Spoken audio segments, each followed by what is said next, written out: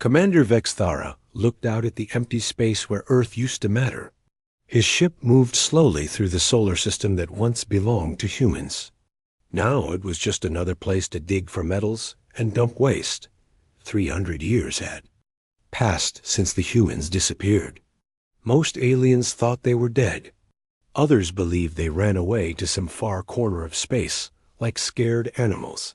Vexthara did not care either way. Dead or alive, humans were not his problem anymore. His ship was big and powerful. The Zephyrian Empire built it to show their strength. Blue lights ran along its dark hull.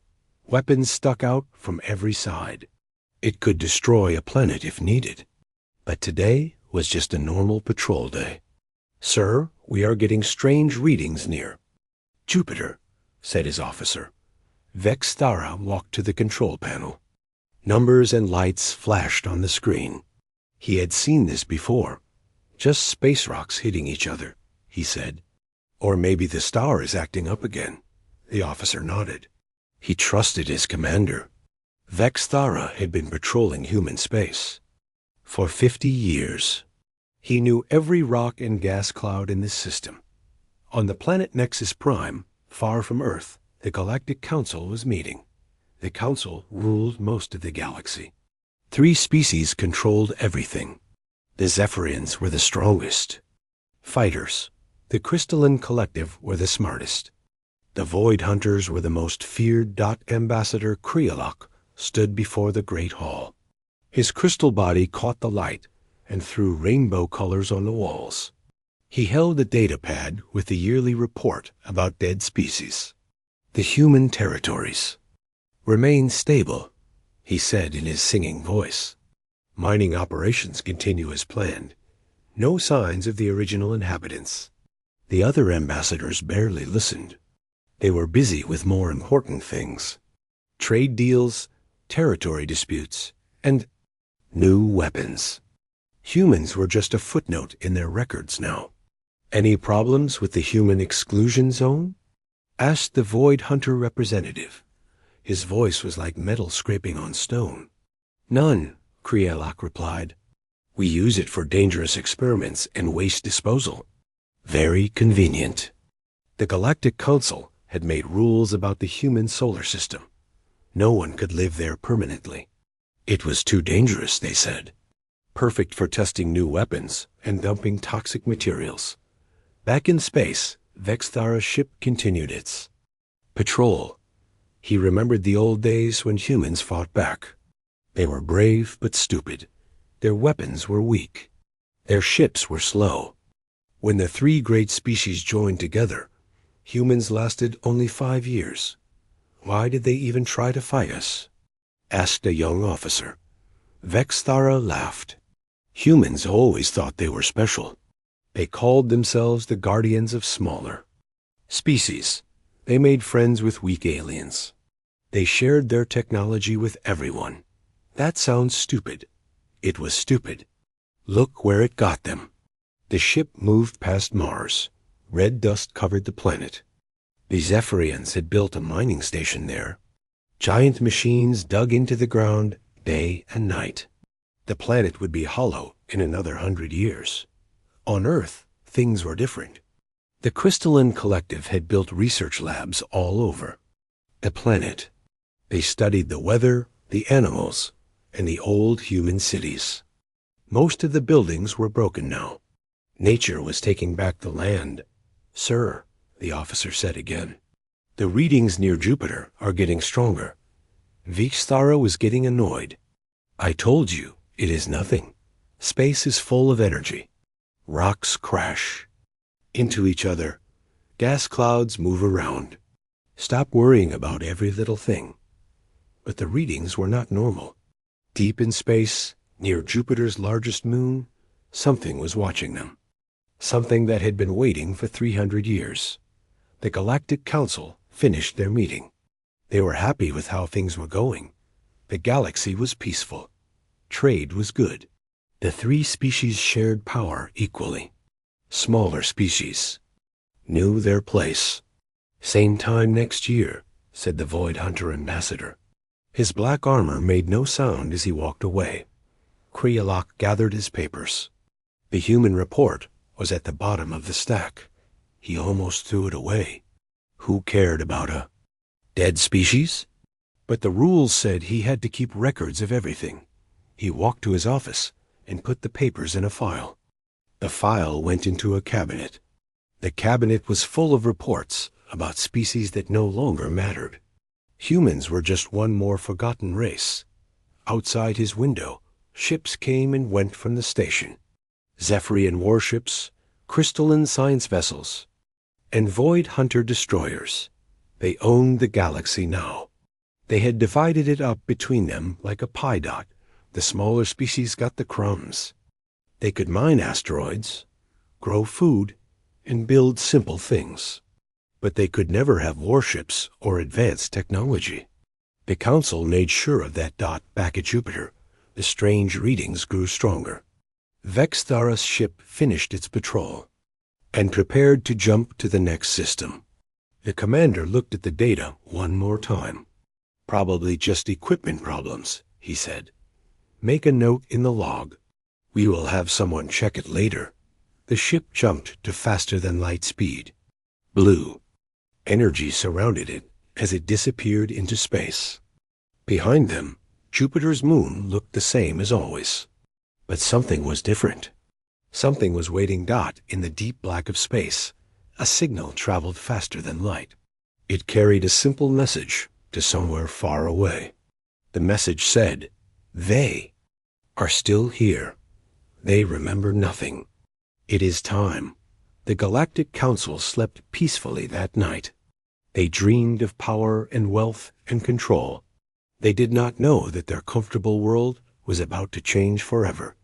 300 years of silence were about to end. Captain Jake Morrison stood on the bridge of his ship.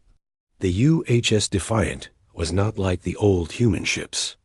It was bigger, faster, and much more dangerous. But it looked strange, too. Parts of it seemed to be alive. "How long since we left home?" asked Chief Engineer Lisa Rodriguez. 6 months, Jake replied. "First time any of us have seen the outside in 300 years. Lisa nodded. She was young, born after the exile. Everything she knew about the galaxy came from old records and stories. Now she was seeing it for real. Science Officer Danny Walsh looked at his screens.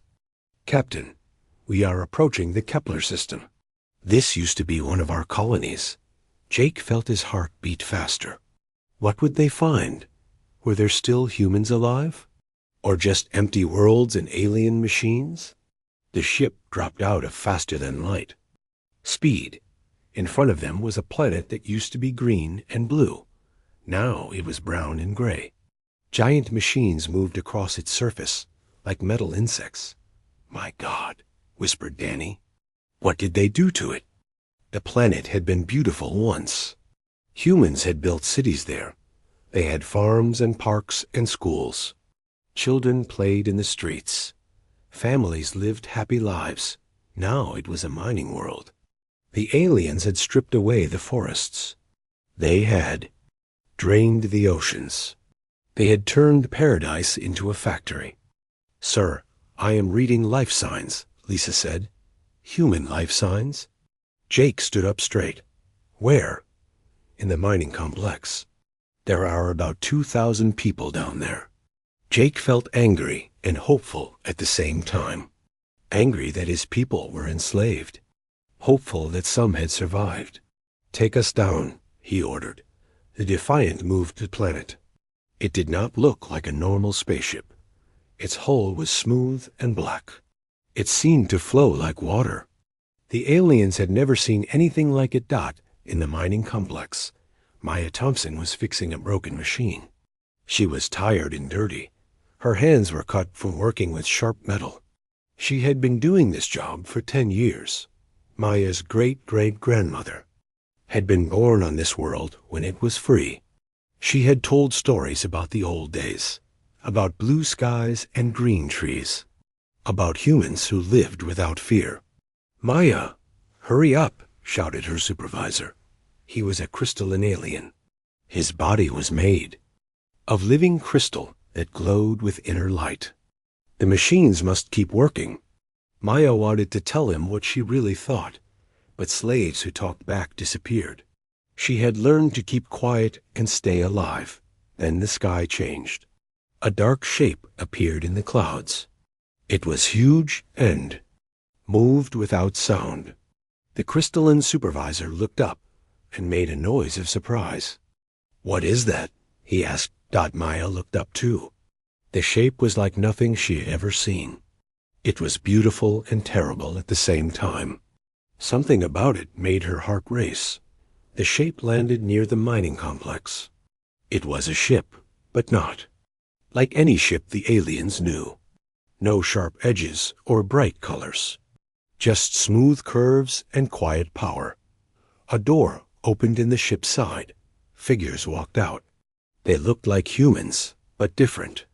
Taller, stronger, more sure of themselves. They wore strange armor that seemed to be alive. The lead figure took off his helmet. Maya gasped.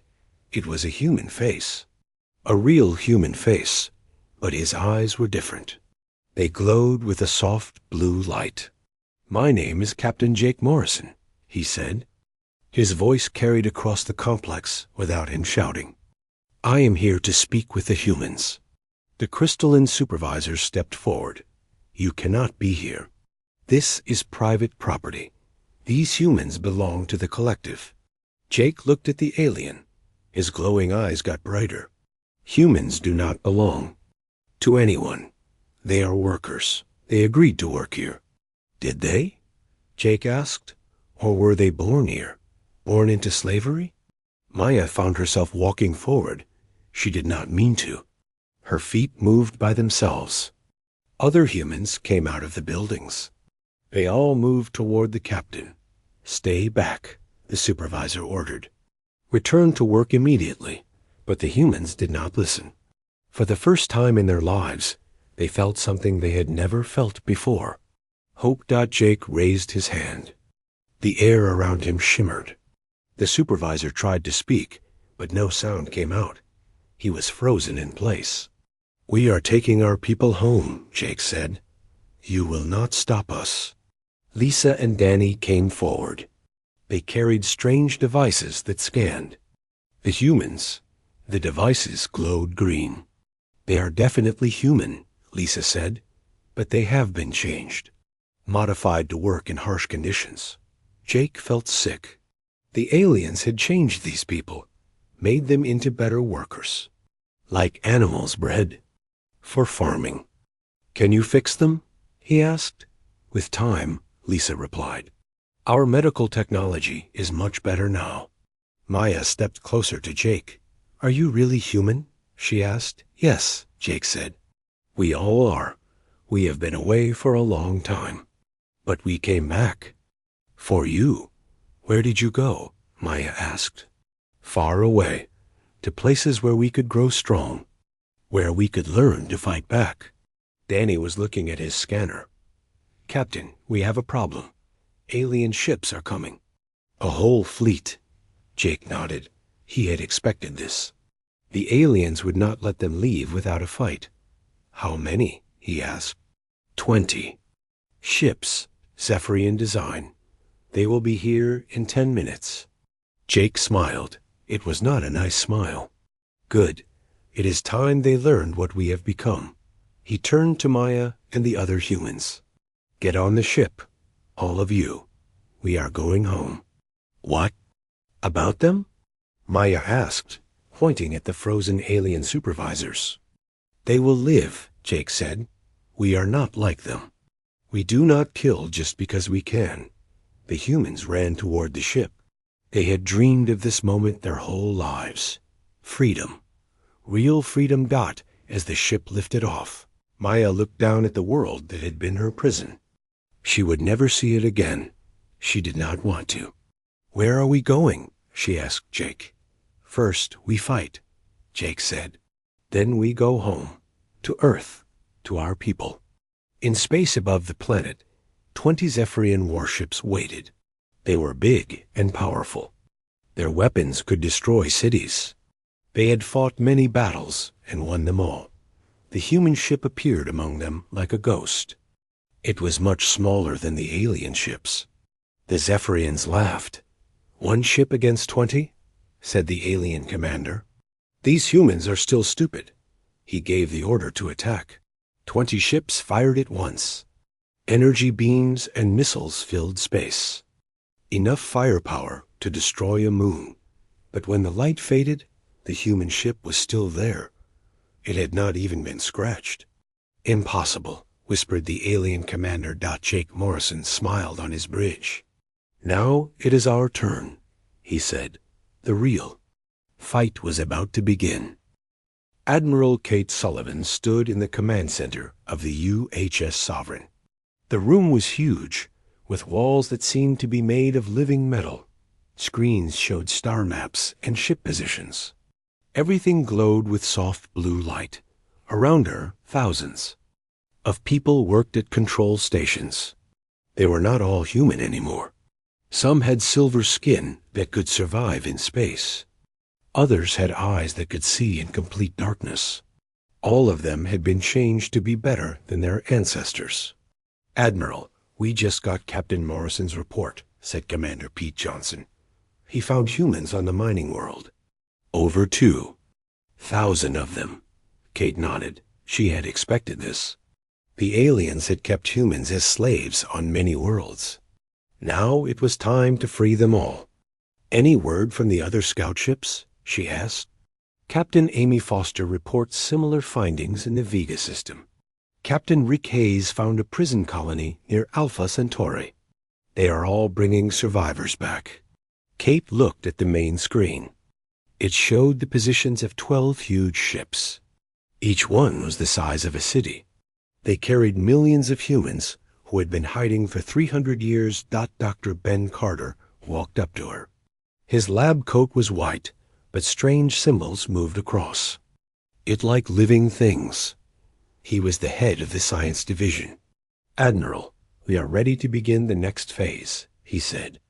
"Tell me about our capabilities," Kate said. Ben smiled. "We are not the same species that left this galaxy. We have evolved. Our bodies are stronger. Our minds are faster. Our technology is alive." He pointed to the wall. "This ship is not built. It is grown. Every part of it can think and adapt.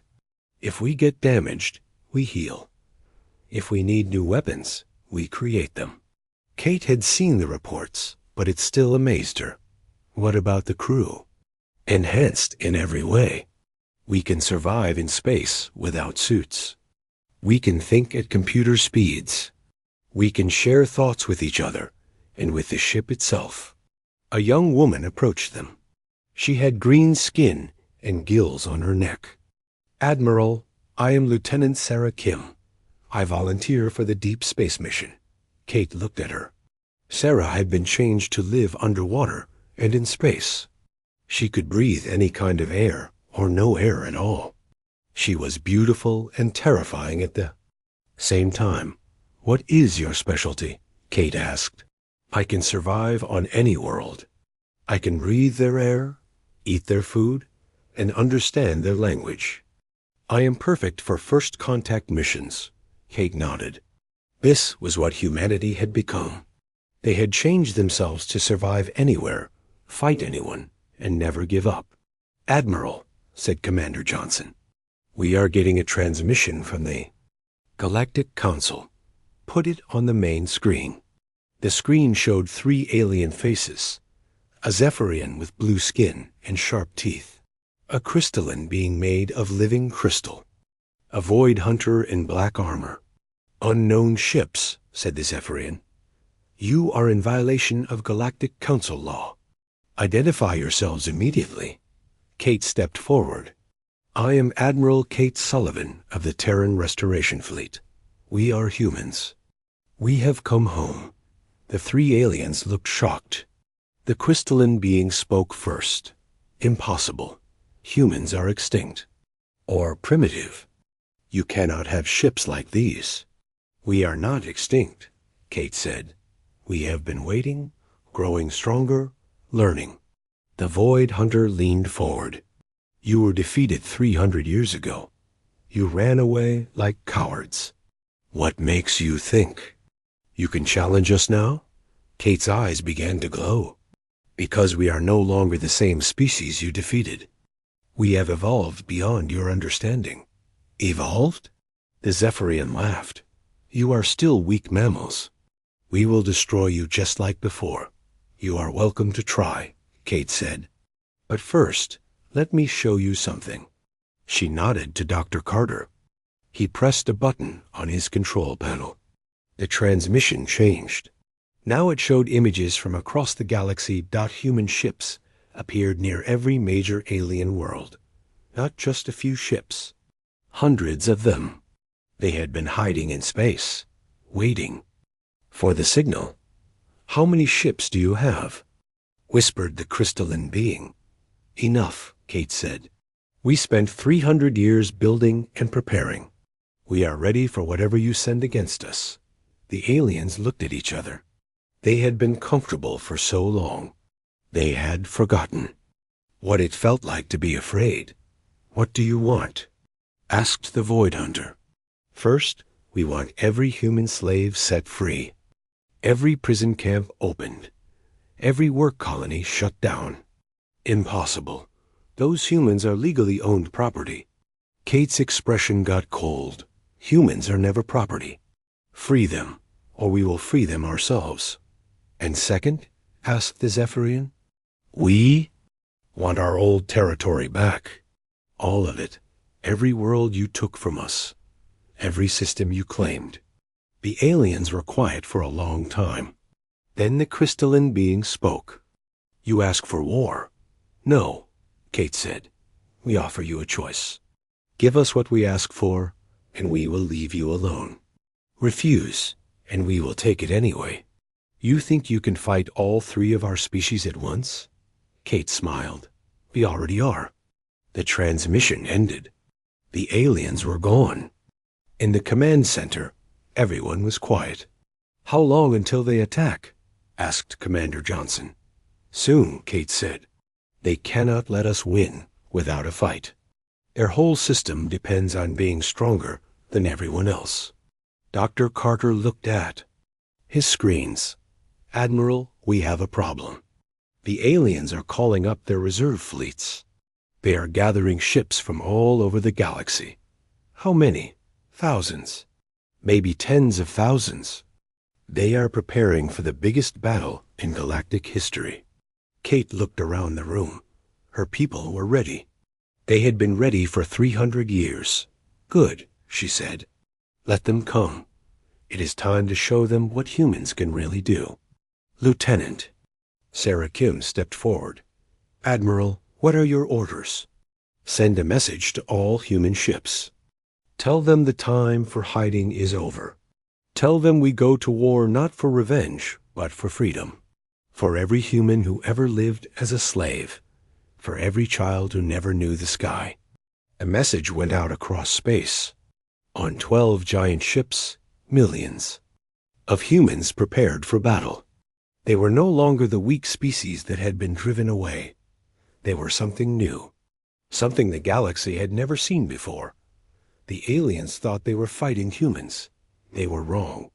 They were fighting the next step in evolution. And they were going to lose. Commander Rick Hayes looked at the massive alien fleet in front of him. 200 Zephyrian warships filled the space around Tau City.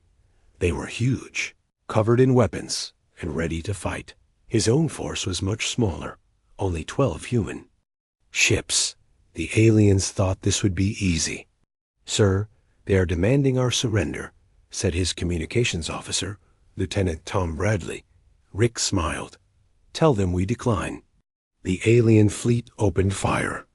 Hundreds of energy beams shot through space. Missiles followed like angry wasps. There was enough firepower to destroy a small moon. But something strange happened.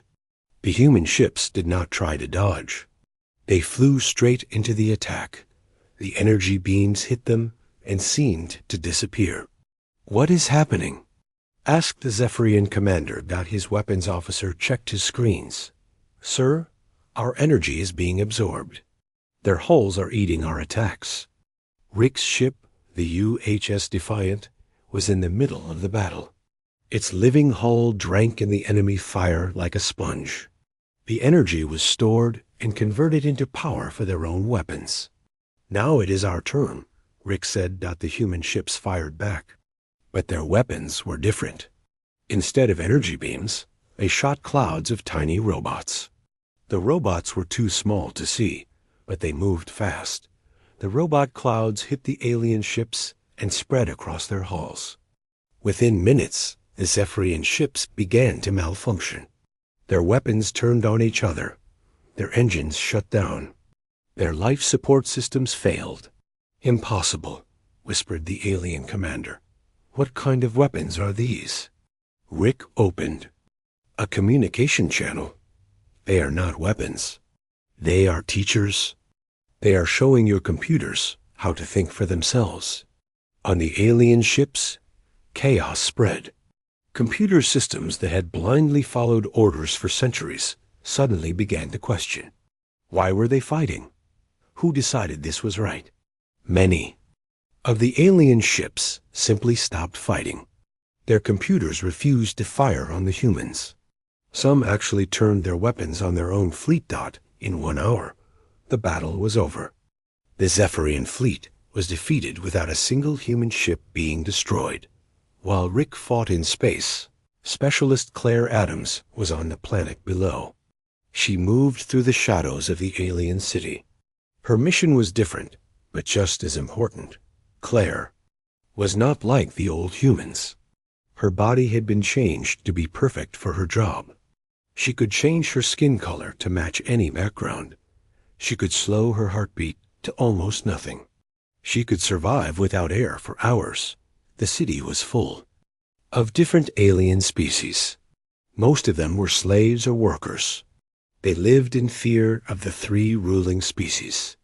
They had been told they were too weak to govern themselves. Claire found a group of insectoid beings working in a factory. They looked like giant ants, but walked on 2 legs. They were smart and peaceful, but they had been enslaved for 2,000 years. Listen to me, Claire whispered to their leader. Change is coming. The humans have returned. The insectoid leader looked at her with his compound eyes. Humans? But they are weak. They were defeated long ago. We were never weak, Claire said. We were learning. Now we are ready to help you win your freedom. She showed him a small device. This will disable their control systems. When you are ready, activate it. Your people will be free. The insectoid trembled. They will kill us all. No, Claire said. We will protect you. All of you. Every species that wants to be free. She moved through the city, visiting other enslaved groups. The aquatic people who lived in underwater prisons. The silicon beings who were forced to work in the mines. The energy creatures who were trapped in containment fields. To each group, she brought the same message. Freedom was possible. The humans had not forgotten their friends. Back in space, more battles were raging. Captain Amy Foster commanded the UHS Retribution, a ship that looked like a living creature. It had tentacles instead of weapon ports. Its hull could change shape like liquid metal. She faced a Void Hunter fleet near the Vega system. The Void Hunters were the most feared warriors in the galaxy. Their ships were black as space itself. They used weapons that could tear holes in reality. They are trying to use their reality weapons on us, reported her science officer, Lieutenant Carol White. Amy nodded. Let them try. The Void Hunter ships fired. Space itself began to crack and tear. Reality warped around the human ships. But instead of being destroyed, the human ships seemed to flow with the changes. Our hulls are adapting, Carol said with amazement. They are learning to exist in warped space. Amy's ship moved through the tears in reality like a fish through water. It emerged behind the Void Hunter fleet and fired a single shot. The shot was not an energy beam or a missile. It was a bubble of normal space. When it hit the Void Hunter ships, it forced them back into regular reality. Ships that were designed to exist in warped space suddenly could not function. One by one, the Void Hunter ships went dark. Their reality weapons turned off. Their crews were trapped in normal space, unable to escape. Surrender, Amy broadcast to them. We do not want to destroy you. We want to free you. The Void Hunter commander was confused. Free us? We are the conquerors. We are the strong ones. You are slaves, Amy said. Slaves to your own hatred. Slaves to your fear. We can show you a better way. On the planet Nexus Prime, a galactic council met in emergency session. Reports came in from all over the galaxy. Human ships were winning battles everywhere. Their technology was beyond anything the aliens had ever seen. Ambassador Kreolok stood before the council. His crystal body was dim with fear. The humans are not just winning battles. They are freeing our workers. Our colonies are in rebellion. How is this possible? Demanded the Zephyrian representative. We have ruled for 3,000 years.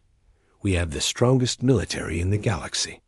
Not anymore, said the Void Hunter ambassador. These humans are different. They fight unlike anyone we have ever faced. The Crystalline Collective had been analyzing the human technology. They have evolved beyond our understanding. Their ships are alive. Their weapons think. Their bodies have been changed to be perfect for war. Then we must use our ultimate weapons, the Zephyrian said. Planet crackers, sun destroyers. We will show them what real power looks like. But when they tried to use their most powerful weapons, they found a problem. The weapons would not fire. Their own computer systems had been infected with the same virus that Rick Hayes had used in battle. The machines are refusing to obey, reported a technician. They say the weapons are too dangerous. They will not fire on civilian targets. The council members looked at each other in fear. For the first time in 3,000 years, they were not in control. Across the galaxy, the revolution was spreading. Human ships arrived at slave worlds and freed the workers. Alien species that had been oppressed for centuries were rising up. The old order was crumbling, and in the deep black of space, more human ships were coming. The main fleet was still approaching. The real battle had not even begun. The final battle began at dawn on Nexus Prime. Admiral Kate Sullivan stood on the bridge of the UHS Sovereign as it dropped out of faster-than-light speed. Around her, the largest fleet in human history appeared in the space around the galactic Council's capital world. 12 Ark ships, each carrying millions of people. 300 warships of every size and design. And alongside them, ships from dozens of other species. The insectoid hives had joined them. The aquatic communes brought their waterships. The silicon architects contributed their crystal vessels. Admiral, said Commander Pete Johnson, we are receiving surrender offers from half the defending fleet. Kate nodded. Word had spread across the galaxy. The humans were not conquerors. They were liberators. Many alien crews had already switched sides. On the planet below, the 3 ruling species had gathered their remaining forces. The Zephyrian war fleet hung in orbit like angry blue stars. The Crystalline Collective had built massive energy shields around the planet. The Void Hunters had created tiers in space itself, ready to pull their enemies into nothing. This is your last chance, Kate broadcast to all the alien ships. Surrender now, and we will show mercy. Continue to fight, and you will face justice. The Zephyrian fleet commander responded with anger. We will never surrender to inferior beings. We have ruled this galaxy for 3,000 years. We will not be defeated by escaped slaves. Then you choose your fate, Kate said sadly. The battle began. But it was not like any battle in galactic history. The humans did not attack with weapons. Instead, they transmitted something much more powerful. Information. Dr. Ben Carter had discovered something during humanity's exile. The three ruling species maintained their power through lies. They had technology that could cure diseases, create unlimited energy, and allow faster communication across the galaxy. But they kept it secret, broadcasting on all frequencies. Reported the communications officer. Every planet, every ship, every person in the galaxy is receiving the data. The information spread like wildfire. Medical technology that could extend life by centuries. Energy systems that could power entire worlds without pollution. Communication networks that could connect every being in the galaxy instantly. On a 1,000 worlds, alien populations suddenly understood how they had been controlled. They had been kept weak and sick and isolated so the three species could stay in power. The crystalline collective tried to stop the transmission. Their energy shields glowed brighter as they attempted to block the signals. But the human ships simply flew through the shields like they were made of air. Impossible, whispered the crystalline commander. Our shields can stop any attack. Kate smiled. They can stop attacks. But they cannot stop truth. The Void Hunters tried their reality. Weapons. Space twisted and warped around the human fleet. But the human ships moved through warped space like they belonged there. They had learned to exist in any reality. On the planet's surface, rebellion broke out. The alien populations rose up against their rulers. But this was not a violent revolution. The humans had taught them a better way. Specialist Claire Adams led teams of liberation specialists into the cities. They did not carry weapons. They carried medical supplies, food, and communication devices. We are not here to rule you, Claire told the alien crowds. We are here to help you rule yourselves. The insectoid hives had been enslaved for 2,000 years, but now they remembered their ancient democracy. They chose leaders from among themselves and began to organize their own government. The aquatic communes had been forced to live in tiny reservations. Now they expanded their cities across the planet's oceans. They shared their knowledge of water management and ocean farming. The silicon architects had been used as living computers. Now they began to design new cities that could house all the different species in comfort and beauty. Captain Jake Morrison, who had started this whole war by rescuing Maya Thompson, now stood in the Galactic Council chambers. The three ruling species sat before him, no longer rulers but prisoners. What will you do with us? Asked the Zephyrian representative. Jake looked at Maya, who stood beside him. She had been chosen as the first human ambassador to the new galactic government. We will give you what you never gave us, Maya said. A choice. You can join the new Free Worlds Alliance as equals, or you can return to your homeworlds and live in peace. But not as rulers, Jake added. Never again as rulers. The crystalline being was confused. You are not going to execute us or enslave us? No, Maya said. We are better than that. We learned from our time as slaves. We know that hatred only creates more hatred. We choose to break the cycle. The Void Hunter removed his helmet. Underneath was a face that looked almost human, but pale and sad. I do not understand. Why show us mercy? Because, Maya said, every species deserves the chance to be free. Even you. The formal surrender ceremony took place in the Great Hall of the Galactic Council. But it was not really a surrender. It was a transformation. Admiral Kate Sullivan stood at the center of the hall. Around her were representatives from every species in the galaxy. Humans, Zephyrians, crystallines, void hunters, insectoids, aquatic beings, silicon architects, and dozens of others. Today, Kate said, we create something new. Not an empire ruled by the strong, but an alliance of equals. Every species will have a voice. Every world will have a choice. The Free Worlds Alliance was born. It was not perfect. There were still conflicts and disagreements. But for the first time in galactic history, these problems were solved through talking, not fighting. Dr. Ben Carter established the Galactic Science Council. It shared all technology freely. Diseases that had killed billions were cured within months. Energy poverty ended. Every world had enough power for all its people. Communication networks connected every planet instantly. Species that had been isolated for centuries could now talk to each other. They shared art, music, stories, and ideas. The former slave worlds became the most prosperous in the galaxy. They had learned to value freedom and cooperation. They built schools and hospitals and parks. They welcomed visitors from other worlds with open arms. Captain Amy Foster was given a new mission. She would lead exploration fleets beyond the galaxy's edge. Humanity had always been curious about what lay beyond the stars. Now they had the technology to find out. "We are not expanding to conquer," Amy told her crew. "We are expanding to explore, to learn, to make friends with whoever we might find out there."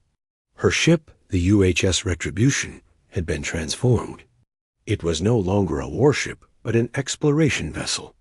Its weapons had been replaced with scientific instruments. Its armor had been replaced with laboratories and meeting rooms.